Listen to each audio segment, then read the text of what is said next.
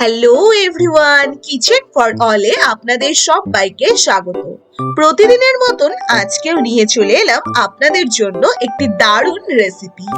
আজকে করে দেখাবো গাজরের মালপোয়া। নামটা শুনে অবাক হচ্ছেন তো? একদম ঠিক শুনেছেন। আপনারা তো অনেক ভাবে মালপোয়া তৈরি করেছেন বিভিন্ন স্টাইলে। একবার এই গাজরের মালপোয়াগুলো খেয়ে দেখতে পারেন। ভীষণ তুলতুলে হয় এই গাজরের মালপোয়া খেতে। চলুন রেসিপিটি দেখে নিন, আর ভালো লাগলে অবশ্যই আপনারাও তৈরি করে নিন। প্রথমেই নিয়ে নিতে হবে একটি গাজর। এবার গাজরটাকে ছুলে নিয়েছি। এবার সম্পূর্ণ গাজরটাকে খুব ভালো করে গ্রেট করে নিতে হবে। একদম ঝিরি করে এইভাবে গ্রেট করে নিন সম্পূর্ণ গাজরটা। এবার দেখুন আমি সম্পূর্ণটাই গ্রেট করে নিয়েছি। এবার এই গাজরগুলো একটি মিক্সিতে দিয়ে দেব সম্পূর্ণটা। সম্পূর্ণ গাজরগুলো আমি একটি মিক্সিতে দিয়ে দিলাম। এবারে তাতে দিয়ে দেব সামান্য জল। অল্প সামান্য জল দিয়ে মোটামুটি 1/4 কাপ মতন জল দিয়ে এবার খুব ভালো করে মিক্সিতে একটি স্মুথ পেস্ট তৈরি করে নিতে হবে।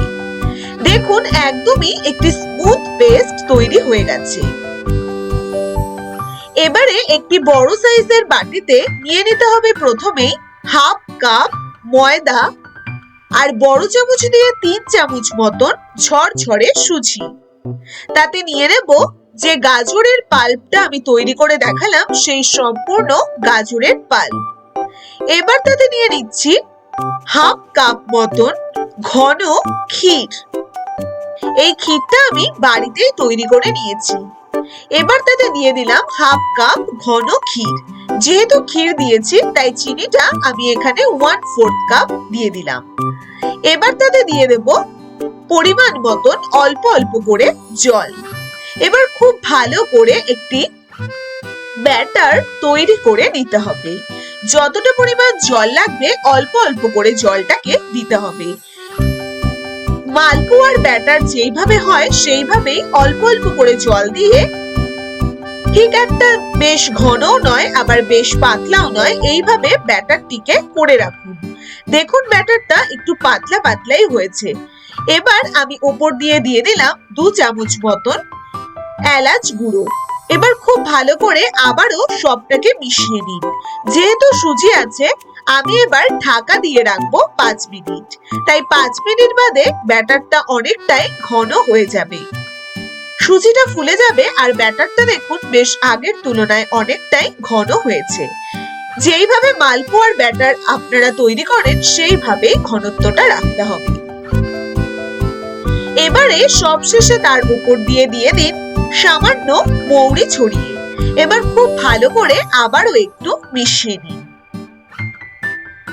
ব্যাস, মালপোয়ার ব্যাটার কিন্তু একেবারেই তৈরি। এবার আমি সাদা তেল গরম করতে বসিয়ে দিয়েছি। এবার তেলটা ভালো মতন গরম করে নিয়ে এইভাবে এক হাতা ভরে ভরে মালপোয়াগুলো তেলের মধ্যে ছেড়ে দিন।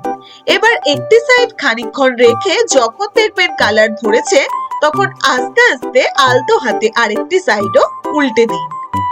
দেখুন কড়াইয়ের গায়ে একদমই লাগবে না যদি তেলটাকে খুব ভালো করে গরম করে দিতে পারেন। এবার খুব ভালো করে দেখুন আস্তে আস্তে কালারটা এরকম লালচে লালচে হতে থাকবে আর 2 মিনিট পর পর একটু উল্টে উল্টে দিতে হবে। এইভাবে দুটো পিঠই বেশ সুন্দর করে লালচে লালচে ভেজে নিতে হবে। আমরা তো প্রত্যেকেই মালপোয়া বানিয়েছি বিভিন্ন স্টাইলে, কিন্তু কখনো যদি এইভাবে গাজরের মালপোয়া তৈরি করে না থাকেন তাহলে একবার হলে এই মালপোয়া তৈরি করে দেখতে পারেন। একদম ভীষণ স্বাদের হয় এই মালপোয়াগুলো খেতে। না বানালে বুঝতেই পারবেন না যে গাজর দিয়েও এত টেস্টি টেস্টি মালপোয়া তৈরি করা যায়। আমি এখানে এই মালপোয়াগুলো ভাজাই রেখেছি, রসে ডোবাইনি। আপনারা চাইলে সেম প্রসেসে তৈরি করে রসেও ডোবাতে পারেন। কি বন্ধুরা, জিভে জল চলে আসছে তো এই মালপোয়াগুলো দেখে। সত্যি ভীষণ লোভনীয় হয় এই মালপোয়াগুলো খেতে। আশা করি আপনারাও বাড়িতে ট্রাই করবেন।